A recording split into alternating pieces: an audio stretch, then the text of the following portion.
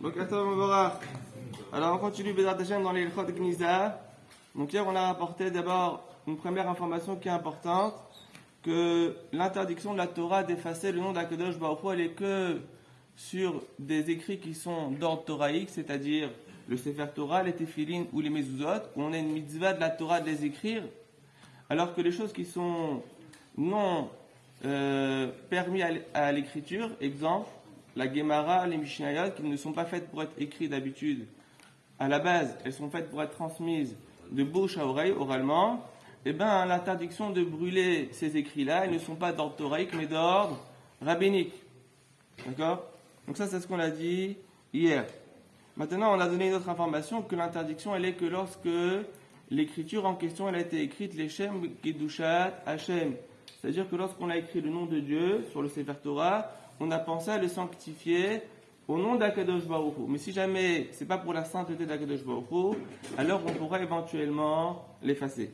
Maintenant, on a rapporté ce qu'il a dit, les grottes Moshe, à savoir, qu'est-ce qu'on va faire avec les Chumashim, on a dit, qui ont été imprimés et qui comportent le nom d'Akadosh Baruch Hu. Donc le grotte Moshe, il a voulu dire que tout ce qui est Chumash et Sidurim, étant donné que le nom d'Akadosh Baruch Hu figure à l'intérieur, alors il faudra se montrer rigoureux et du coup ne pas les recycler pour en faire d'autres Chumashim, d'accord?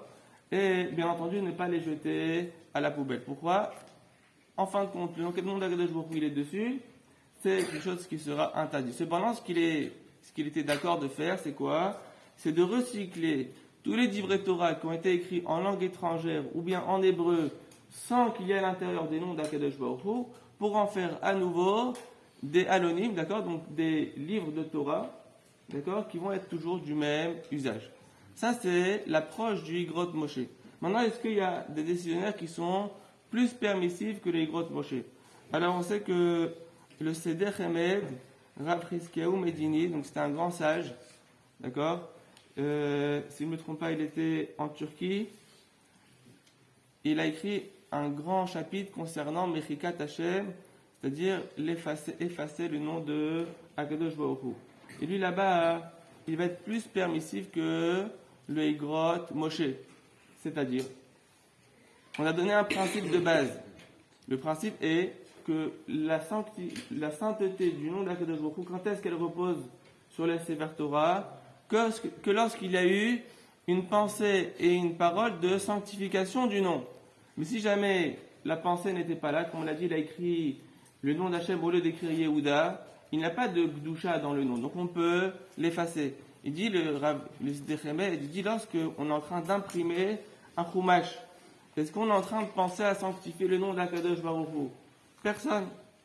Est-ce que c'est un homme qui écrit? C'est la machine qui écrit. D'accord? Donc ici, est-ce qu'il y a une sanctification du nom? Réponse, il n'y a pas. Donc si maintenant on regarde la halakha stricte, la halakha telle qu'elle est, étant donné qu'il n'y a pas eu de sanctification du nom d'Akadosh Baruch Hu, et c'est même pas sur un Sefer Torah, c'est sur du papier, d'accord? Donc a priori, il n'y aurait pas d'interdiction d'effacer ces noms, d'accord, qui sont écrits sur les Chumashim et les Sidurim. Maintenant, est-ce que c'est quelque chose que nous, on va retenir? Alors, on va utiliser une svara du Igrot Moshe. L'Igrot Moshe vient et il donne quelque chose d'intéressant comme idée.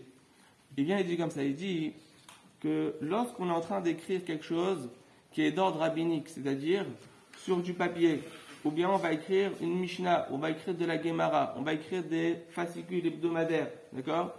Il dit la personne qui est en train d'écrire ces choses-là, d'accord? Elle est en train d'écrire quoi? Une Torah qui est orale. Elle n'est pas en train d'écrire une Torah qui est écrite. Et comment la Gdusha, la sainteté, elle repose sur la Torah orale? Elle repose quand on étudie cette Torah orale, mais pas en l'écrivant. C'est quoi la différence entre un Sefer Torah et une Mishnah?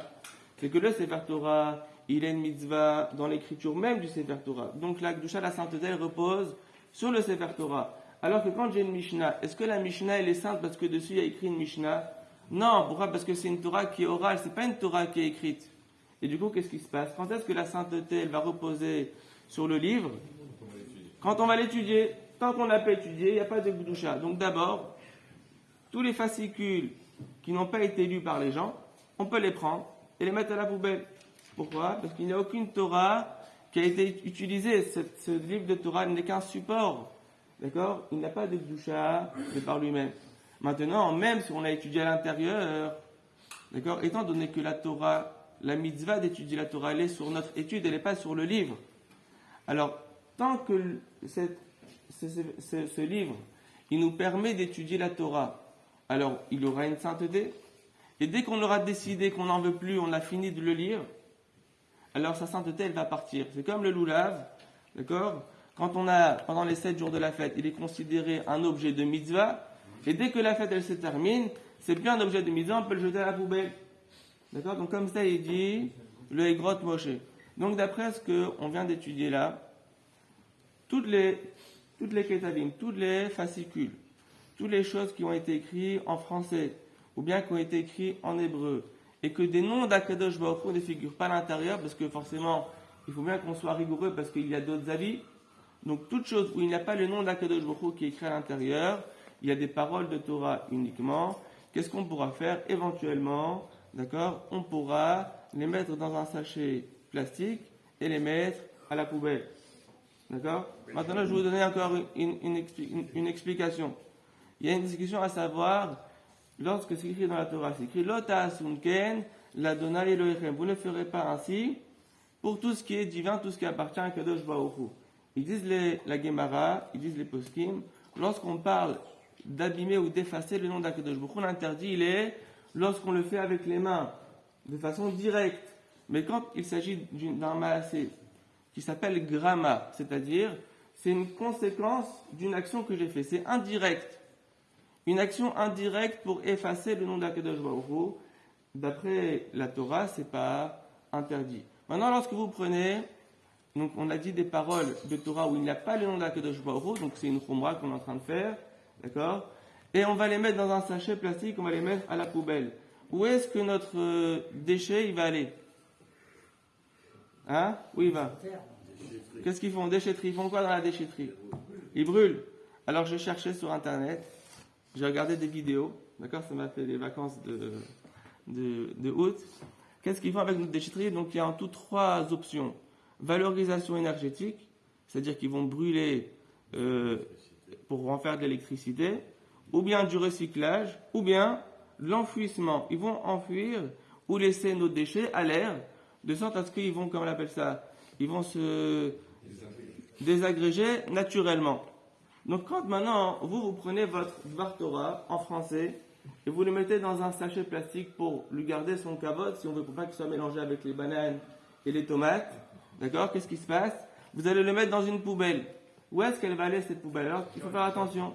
Si on met dans la poubelle jaune, ça va le recyclage. Donc le papier il va être trié par des mains, par des gens, et ça va le recyclage, ils vont faire avec des journaux, ils vont faire ce qu'ils veulent. Donc a priori là, d'accord, on a dit que c'est qu'une action qui est indirecte, donc ça serait autorisé, mais celui qui veut être le plus marmé, il ne va pas mettre dans la poubelle jaune. Pourquoi? Parce qu'on va le recycler pour faire des choses qui ne sont pas forcément kadosh. D'accord? Maintenant, si on met dans la poubelle noire, là, notre action de dégrader les paroles de Torah, elle n'est même pas évidente que ça va se passer.